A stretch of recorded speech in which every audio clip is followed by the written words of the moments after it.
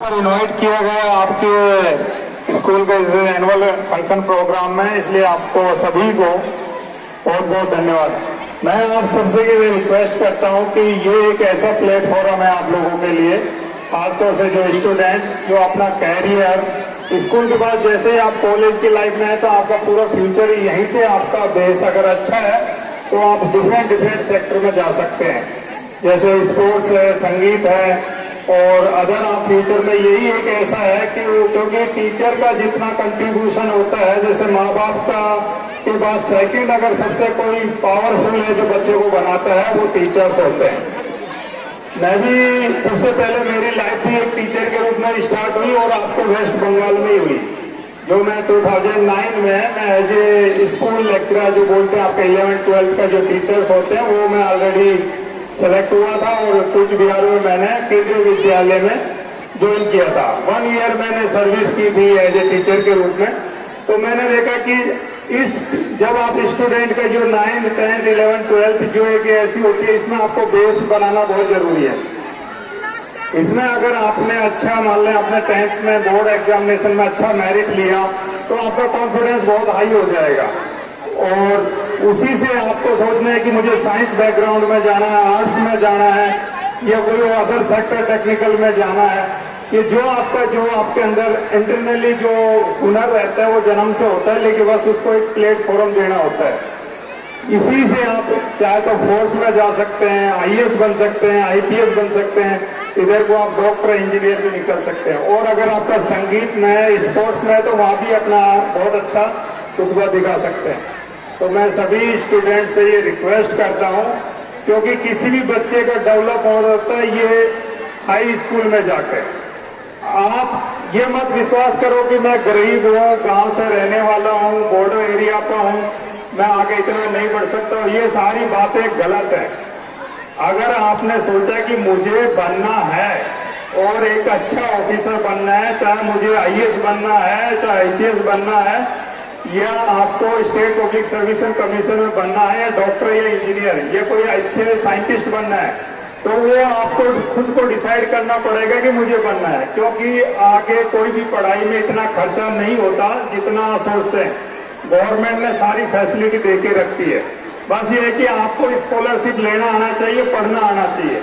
अगर आप अच्छे 10th और 12th में क्वालिफाई करके और अच्छा आप जाते हैं, इधर को आप नीट, अगर बायोलॉजी में तो नीट क्वालिफाई के जाते हैं तो आपका डॉक्टर का ऑप्शन खुला रहेगा, आईआईटी करके आप साइंटिस्ट निकल सकते हैं। और अगर नहीं मुझे सिविल सर्विस में या एडमिनिस्ट्रेटिव सर्विस में जाना है, तो आपको जो ये 6th क्लास से लेकर 12th क्लास की जो बुक्स है ना, पूरी इंडिया में कोई सी भी एग्जाम हो, ओनली 6 से 12 तक की बुक्स आप अच्छी तरह पढ़ लीजिए, जिसमें आपका geography, science, history, political science, ये आपका बेसिक है। जो बोलते हैं ना किसी भी मकान बनाते हैं तो उसकी जो नींव होती है वो बेसिक से तैयार होता है। मैं आपको क्लियर बताऊं, मैं भी एज ए ऑफिसर सेलेक्ट हुआ हूं यूपीएससी से, डायरेक्ट ऑफिसर सेलेक्ट हुआ हूं मैंने। जो हम और आईएएस भी कंटिन्यू हम सारे एग्जाम दिए, कुछ हमारे बैचमेट आईएएस लगे हुए हैं, कुछ आईपीएस हैं, कुछ हम फोर्स में आ गए, डिफरेंट जॉब में। उनका सबसे पहले जो वो तैयारी करता है कंपटीशन की, तो वो क्या करता है मालूम है? सबसे पहले 6th क्लास से लेकर 12th क्लास तक की बुक्स खरीदता है, एनसीईआरटी बुक्स।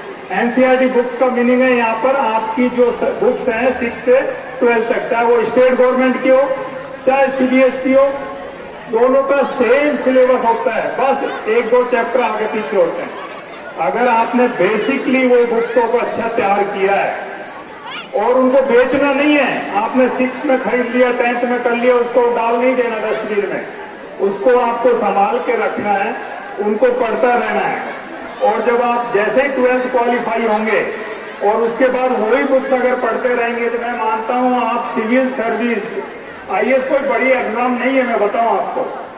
बस ये है कि आपका जुनून, आपका जोश, और आपको ये होना चाहिए कि मुझे आगे बढ़ के कुछ करना है।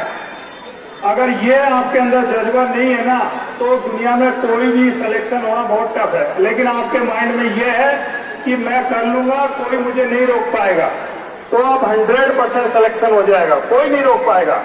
क्योंकि ये बेसिक चीज है। मैक्सिमम आपको बताओ ना, कोई भी कंपटीशन होता है, चाहे वो किसी भी एग्जाम का ले लो, इंजीनियरिंग ले लो, मेडिकल ले लो, यहां तक कि सिविल सर्विस ले लो, आईएएस ले लो, उसमें 90% लोग तो तैयारी करते ही नहीं है, सिर्फ फॉर्म अप्लाई करते हैं।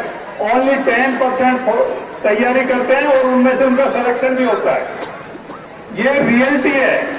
और बॉर्डर की रही मैं बात आपको आज जरूरी नहीं है कि गवर्नमेंट जॉब ही हो, लेकिन अगर आपके पास हुनर है, आपने बेसिक आपका क्लियर है, तो आप अच्छा स्टार्टअप चार्ज कर सकते हैं।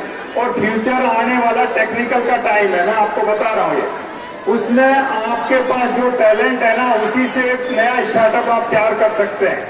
और छोटे छोटे जो भी चाहे वो आप प्रोजेक्ट बना के या कोई नई टेक्नोलॉजी डेवलप करके, ये खासतौर से मोबाइल ही ले लीजिए। मोबाइल में अगर आपका सॉफ्टवेयर की नॉलेज अच्छी है तो नया अच्छा सॉफ्टवेयर डेवलप कर सकते हैं आप, उसको पेटेंट करा के उसी से आप अच्छा कमा सकते हैं। लेकिन उसके लिए आपको पढ़ना पड़ेगा, कॉन्सेप्ट बेसिक क्लियर करना पड़ेगा। आपका जो भी है, अगर आपको स्पोर्ट्स में अच्छा है तो आप स्पोर्ट्स में अपना आप को आजमाइए और प्लेटफॉर्म देखिए कि मैं कैसे आगे बढ़ सकता हूं। संगीत में आपका अच्छा है, मैंने ये सबसे खासतौर से बंगाल, पश्चिम बंगाल में देखा है। इंडिया में हम ऐसे ये सब ऐसी फौज है जो हर स्टेट से होकर सर्विस करके गुजरता है, लगभग हर स्टेट में हम देखते हैं। तो बच्चा संगीत का जितना वेस्ट बंगाल में स्कोप है या सबसे ज्यादा मोटिवेट करते हैं, उतना किसी स्टेट में नहीं है। प्रैक्टिकली आप कभी घूम के देख लेना, या स्कूल से बच्चों को संगीत की तरफ अवेयर किया जाता है, वो बहुत अच्छी बात है। अगर इसी में भी आप अपना किस्मत आजमाना चाहते हैं तो बहुत आगे बढ़ सकते हैं। मेरा ओवरऑल आपसे कहने का यह है कि जो ऑलराउंड जो आपका डेवलपमेंट है, जो इंटरनल आपके अंदर हुनर है, हर बच्चे में डिफरेंट होता है और टीचर उसको एक रूप दे सकता है, लेकिन बच्चों को ऑटोमेटिक डेवलप करना पड़ेगा।